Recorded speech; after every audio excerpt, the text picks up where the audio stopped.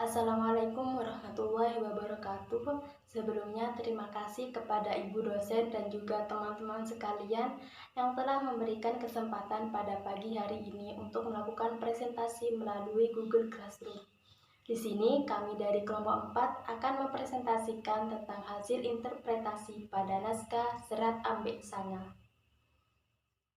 Sebelum memasuki pembahasan tersebut, alangkah baiknya kita mengenal terlebih dahulu apa yang menjadi objek kajian filologi.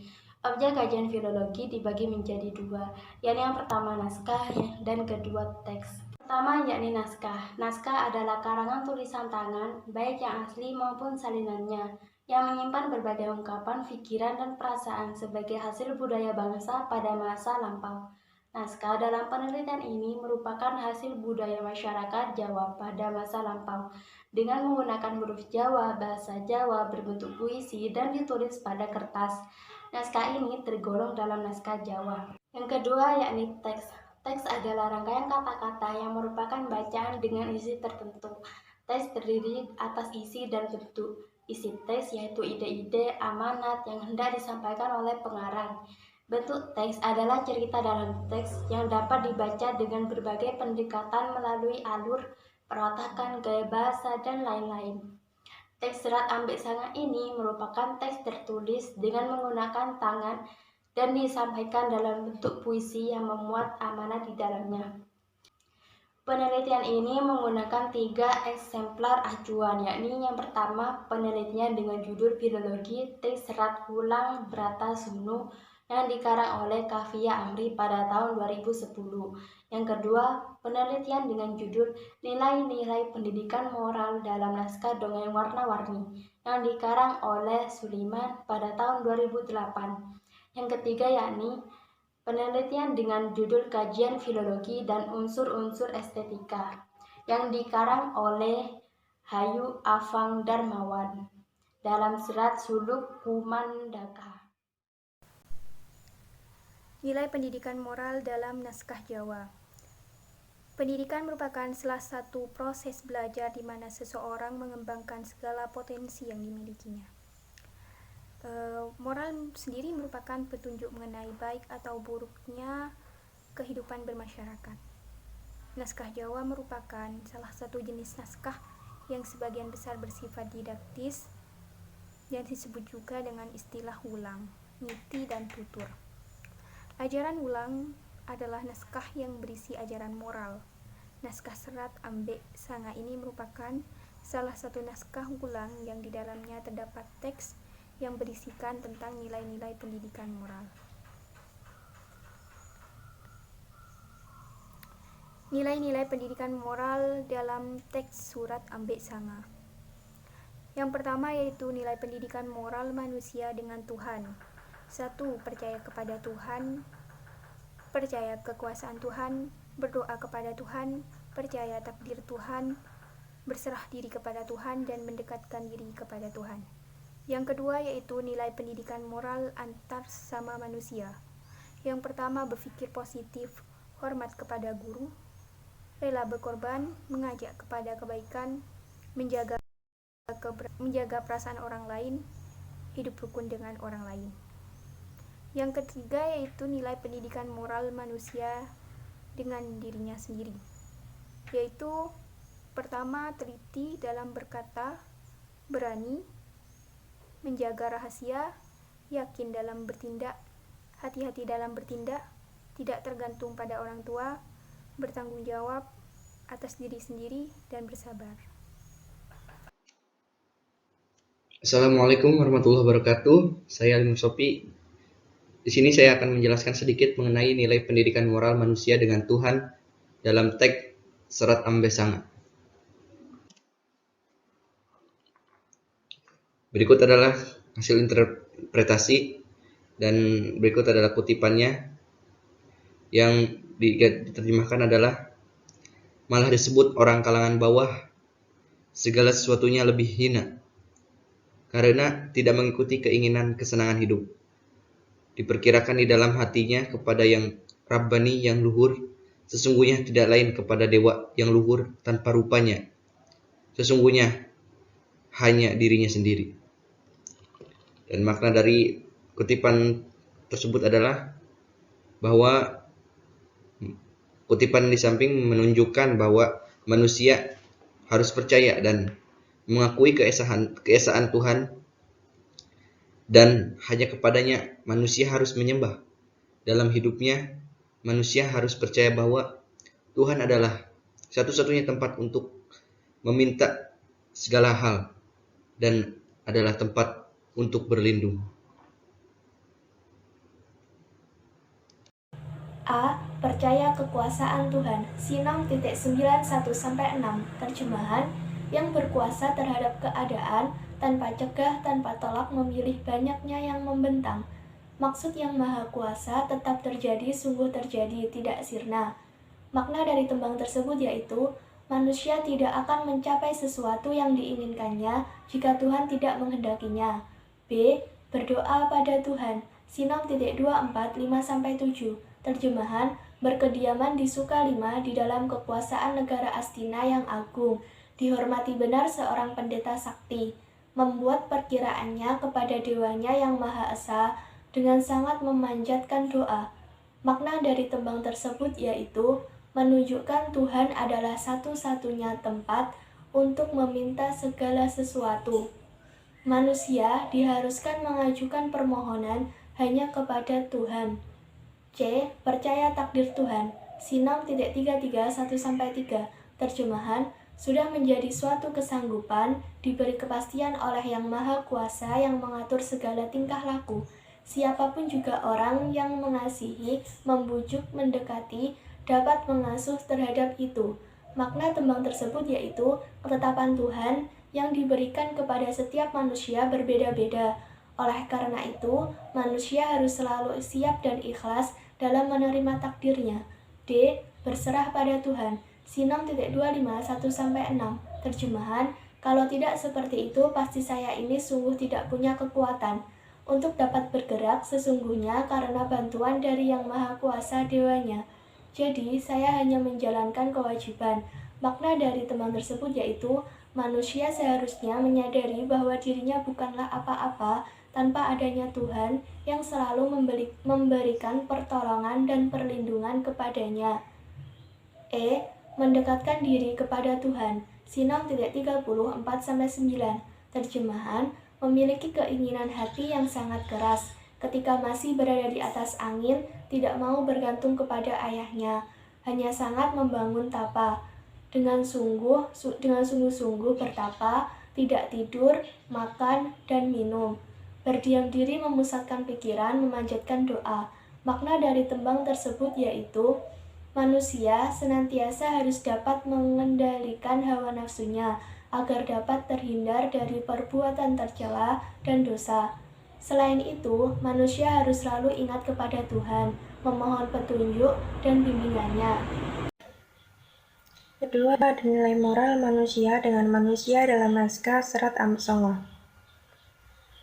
Hasil interpretasi pada kutipan pengrasani alaning janma dan andar awi jejentik suku minggah kongsi prapta pucuk rambut tanpa uis dadi renaning kalih yen nyatur tindaking dudu kinarya cagak lenggah ngira-ngira mling sasami pialane bae ingkang pinetikan, yang artinya membicarakan kejelekan orang diuraikan mulai dari ujung jari kaki naik sampai pada ujung rambut tanpa berkesudahan. Menjadi kesenangan hati kalau membicarakan kelakuan orang lain dijadikan seperti jagat tempat duduk. Menerka-nerka terhadap sesama hanya kejelekannya saja yang diambilnya.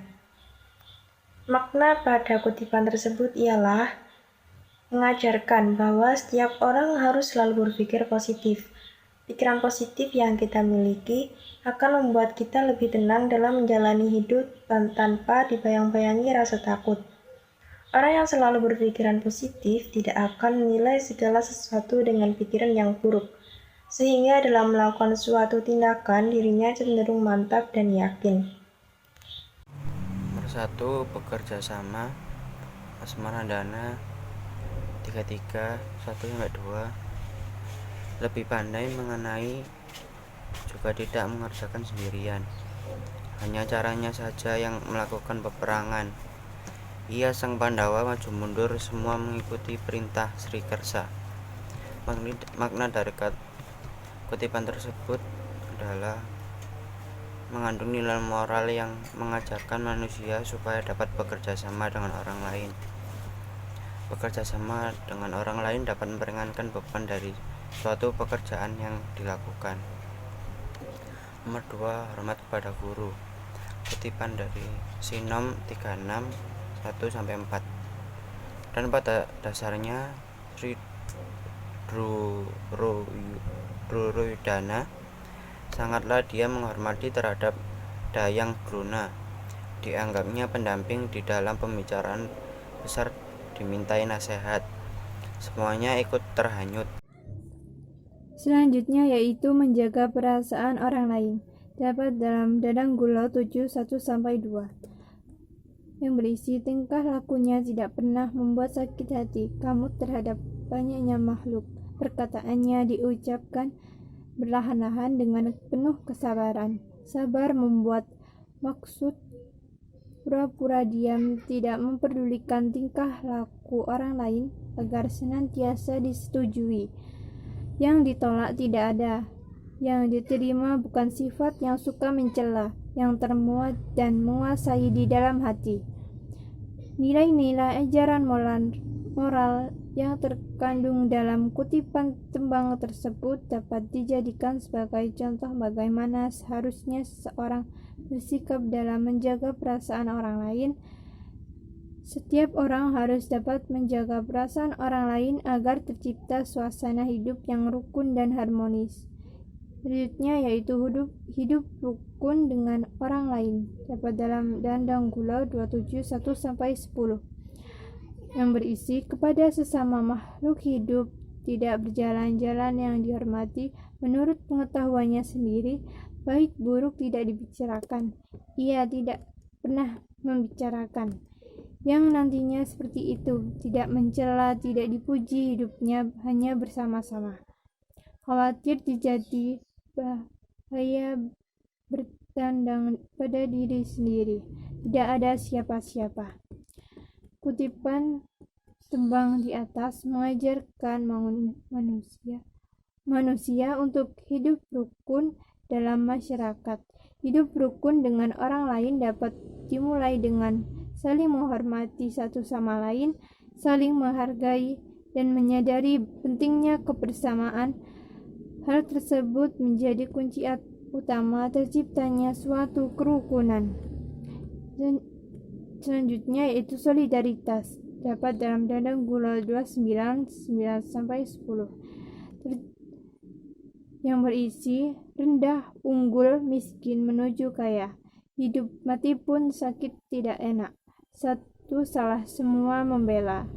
Dengan bantuan suatu maksud tidak berselisih dengan bahaya maut, yaitu yang kata seumpamanya telur siapa sih orangnya pecah satu, semua ikut membela dengan berantas sukarela.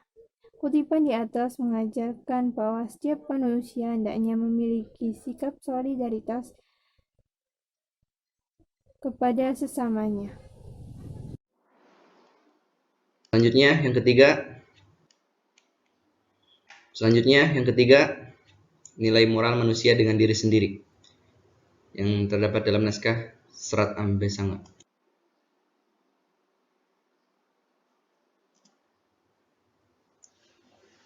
Berikut adalah hasil interpretasi dan kutipannya. Dan terjemahan dari kutipan tersebut adalah: kelakuan dan budi pekertimu Prabu Kurupati kukuh terhadap suatu keinginan, menuruti pada pikiran keras hatinya, berkeinginan segera mungkin tercapai. Ia tidak satupun yang mengenai, cepat tetapi mudah gugup, dalam berucap tidak teliti terlebih dahulu, bertolak belakang terhadap cerita dengan isinya. Dan makna dari kutipan itu adalah manusia hendaknya dapat teliti di dalam perkataan. Manusia yang tidak teliti dalam perkataannya menunjukkan bahwa manusia tersebut adalah manusia yang ceroboh. Oleh karena itu, setiap orang sebaiknya teliti dan tidak ceroboh dalam berkata. sehingga tidak terjatuh ke dalam kesalahan ucapan yang dapat membawa kerugian bagi dirinya sendiri dan juga bagi orang lain. Selanjutnya yakni nilai moral waspada yang terdapat pada Dandanggula 37.1-10 yang memiliki arti suatu niat ia tidak lupa terhadap terlaksananya segala perkara. Dikira-kira dalam peranannya kata-kata manis, dapat melihat kata-kata yang tebal dan tipis, serta panjang dan pendek, berhenti dan maju, meregang teguh. 8 kebaikan sesuai dalam sabda. Tidak ada satupun yang meleset, memutuskan di dalam isyarat. Kutipan tersebut mengajarkan bahwa kita harus selalu berhati-hati dan tidak boleh lengah dalam bertindak, karena hidup manusia penuh dengan rintangan dan cobaan. Selanjutnya yakni berani, yang terdapat pada Sinom 6.5, yang memiliki arti jikalau yang seperti itu sangat dipermanjakan, sudah sama tanpa sopan santun, hilang aturan raja, kaku hatinya tetapi penakut, watak tidak tegas dan tidak cerdas, kalau diam seperti gupala, menyembunyikan suatu maksud tetapi tidak menutupinya, ragu-ragu juga iya, juga tidak. Kutipan tersebut berisi tentang sikap seseorang yang tidak memiliki keberanian. Sikap tersebut mencerminkan bahwa orang tersebut adalah orang yang tidak mau maju, tidak tegas dan selalu bergantung pada orang lain.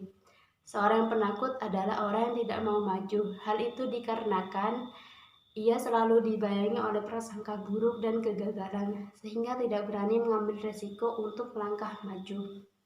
Menjaga rahasia, yang terdapat pada Sinom 6.8, yang memiliki arti jikalau yang seperti itu sudah dipermanjakan, sudah sama tanpa sopan santun, hilang aturan raja.